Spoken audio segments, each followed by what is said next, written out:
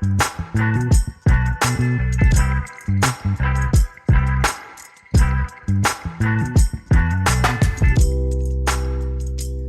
hey everyone, welcome to Vital Moments. It is our wrap up of this past Sunday, which was an exciting Sunday for us here at Vitalpoint Church.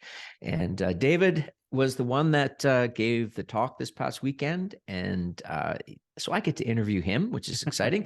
So if you are new to Vital Moments, or maybe you are a regular listener or watcher, we are excited to talk about last weekend's topic. Yeah, which was anger management. Yeah, you're perfect for this topic. I'm perfect for this one. Just exploding on people. Yeah. I was reflecting on this when I was thinking about this. Like, so when you were, you played hockey as a kid growing up, right? And then I'll never forget the time that you had a brand new composite hockey stick that I think was about $190, $180 maybe. In the first practice, you were angry and you broke it over the crossbar. Maybe it wasn't the first practice. Maybe in the second practice, it was a brand new stick. And I remember thinking, nope, never again, buddy. You are buying all your own sticks after this. And then I did. You did, because of that one moment. So you unleashed. Whatever. You see it in hockey today. You see it in NHL where guys are busting their sticks and stuff. But anyway, we digress. Man, what a topic. What a talk. Like it was just gold. So why don't you unpack it for us a little bit? And then, we don't want to regurgitate everything that you talked about, because I want to add a couple things in for you and kind of challenge you on some stuff. I think first off, I have to say this was probably one of the hardest weeks leading up to a message. It was very much a message that came from my heart of what I've dealt with. Like, I wouldn't say I'm necessarily an angry person, but when I looked at the definition of anger, that displeasure or annoyance, and then they add hostility in, because anger leads to hostility, or can lead to hostility. And it was a tough week for me, like at home. My wife and I, Hannah, like, we're open about this a little bit, not like crazy, but like it really felt like the enemy was trying to be like, I'm just gonna poke the bear all week. And I found myself getting angry, but because maybe I was also more on alert of what was going on. So like the little things are like, wow, I got angry at that, and I had to ask for forgiveness. And so it was an interesting week. And I think what it brought into reality for me was how fast we give into anger and sin in anger, because Paul talks about be angry, but don't sin. Be angry, but do not sin, and don't let the sun go down on your anger. Right. So it just made it so real for me. Like, wow, I usually go into sinning when I'm angry, an unhealthy posture. So yeah, man, it was good. Can you do a little bit of unpacking of the section that you looked at in the Sermon on the Mount?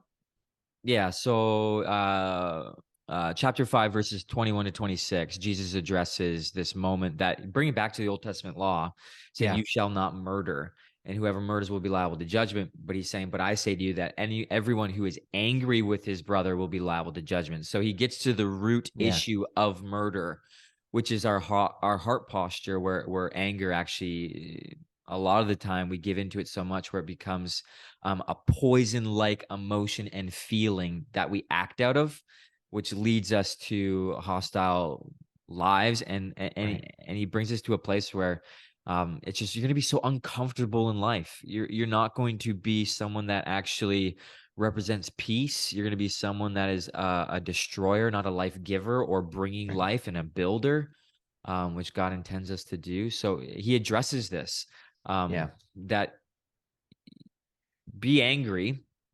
It's an emotion, it's a feeling, but don't allow it to lead you to places of name calling, slander, letting you fester on it, let it grow, and then become even part of your life. And I even said, like, it's like our blueprints to our life, because that kind of seems to be the theme for my thoughts through this series of the Sermon on the Mount. Where our blueprint of our lives becomes like a prison-like blueprint, where people get in, but it's just like when they wrong you or you become the victim to something, they never get out. because you never Right. deal with that anger. You never deal Right. with the situation.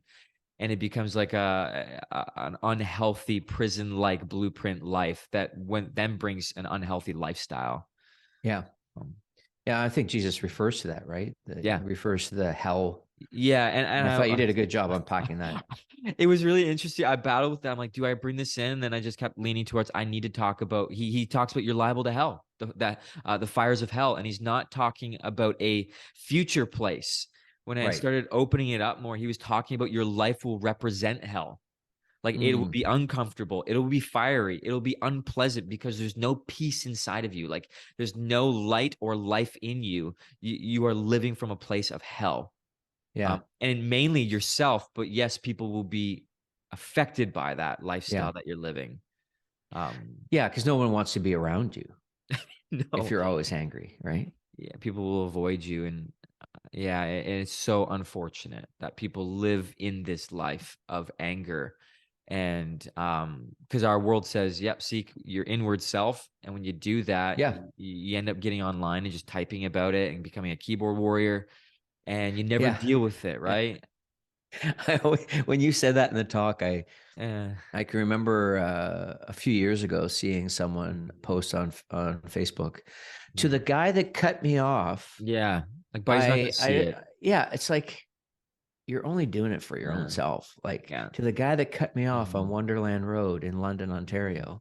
It's like, Yeah. what are the chances that guy actually seeing it? But It's so I think dumb. what's really interesting to see though through this section is Jesus moves quite quickly into reconciliation. Hmm. He addresses the anger. He's a good Yep. doctor. He diagnoses the sickness. Anger leads Right. to hostility, Yeah.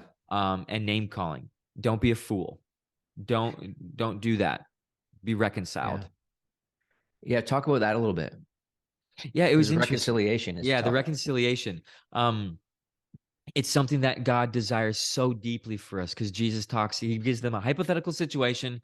You're going to travel the 80 miles to where you're going to give your altar to give your sacrifice to God. But when you're there, you're actually going to remember that you're out of line or out of sorts with someone in your life.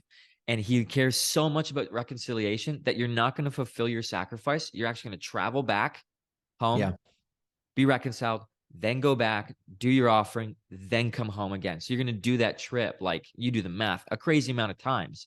Yeah. But that's how serious Jesus is about reconciliation.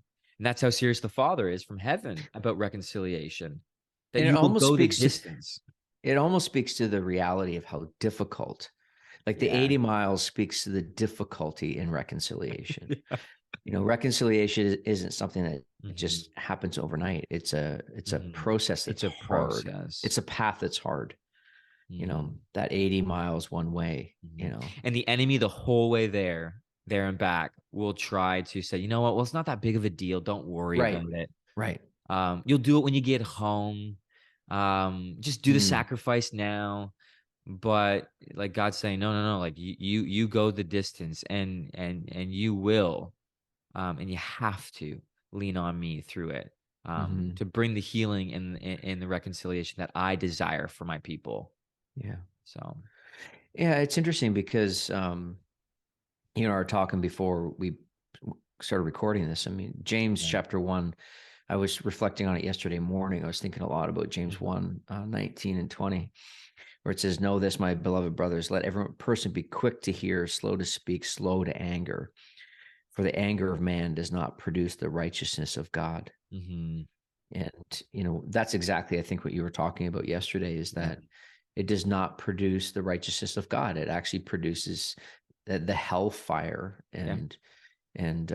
But when you are quick to listen and slow to speak, Mhm.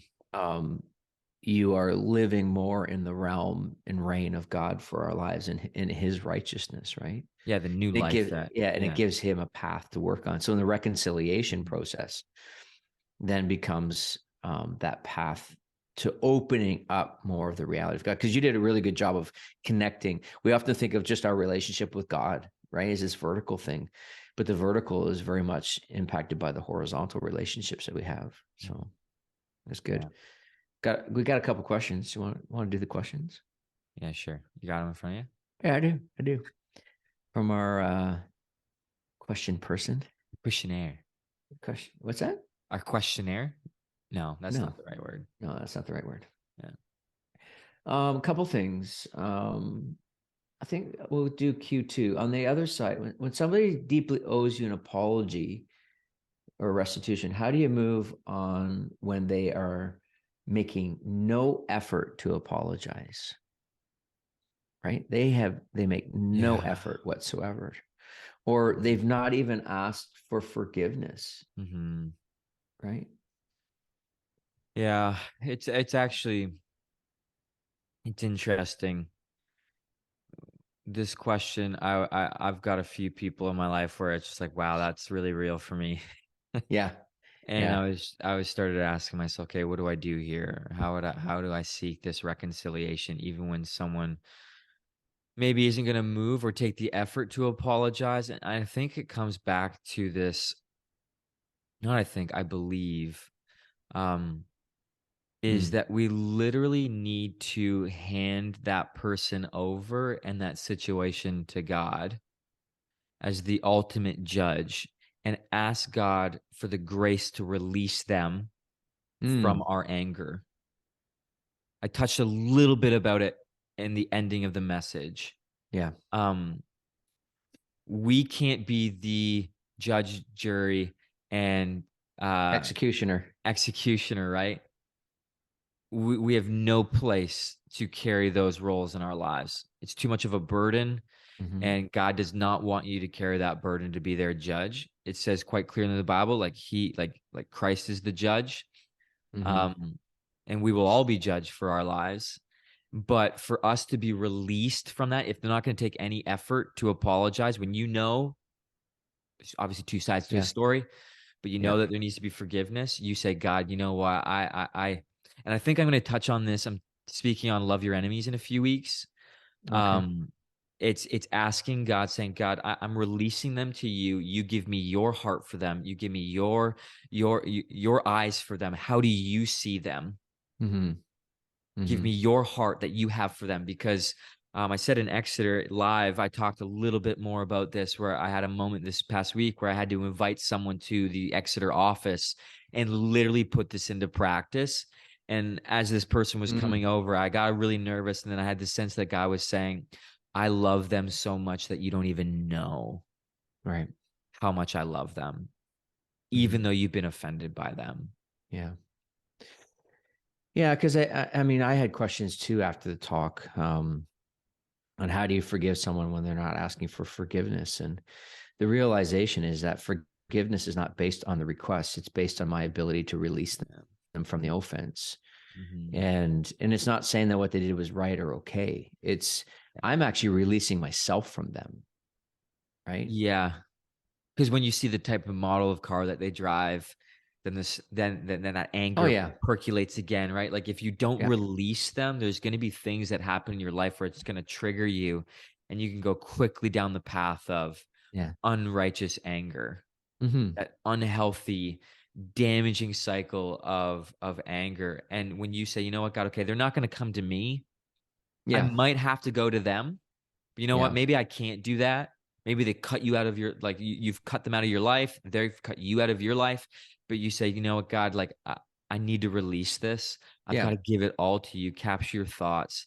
Give it to Yeah. Him so He can give you that healing and reconciliation um, in that situation. Yeah. Because it's more of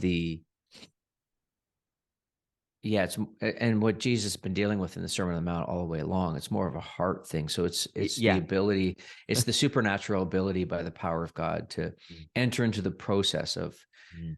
releasing that person from the offense Mhm. and forgiving, even if they don't ask, or even if you don't ever talk to them again or Mhm. offer. It's such a tricky thing, right? But it's the So process of being transformed in the power of Christ, right? yeah, It reveals that your heart is actually in line with the Father, in yeah, line with the transformation that He desires for your life. If yeah, you're actually going to be able to hand someone over without even talking to them, and God gives you that healing, I think it's a beautiful testimony yeah. of the supernatural work of God Hmm. with something that could be so sour and so damaging, that he Mm-hmm. desires you to still, no matter what, come to me. Mm-hmm. Let me heal. Yeah. And I think the part of the ability to here's what I think is important, maybe a practical step in the tension of forgiveness and reconciliation. It, try to get to a place where you actually can pray for the person Mm, and pray for blessing over the person rather than your unrighteous anger towards them. yeah. How do you begin to pray for them? And in our praying for them, because I heard it said one time, it's hard to be angry at someone that you're actually praying for. Yeah. I've heard that before too. Yeah, right. So I think that there's a piece of it that Mm, yeah, and the reconciliation may never come about in the sense of, yeah.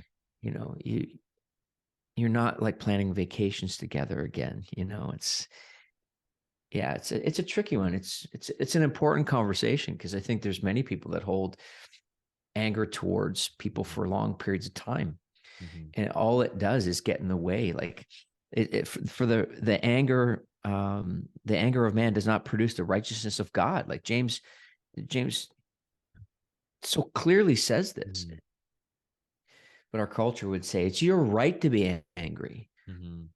And we got to And free ourselves. that's why Anything the else you week want? that's why week Yeah, one, we can land on this. This is why week one we talked about you need to confess that Jesus's ways are better than our own. Your blueprint, Jesus, to yeah, life, that yeah, you walked and breathed, and the evidence of walking and breathing in it leads to life and life to the full.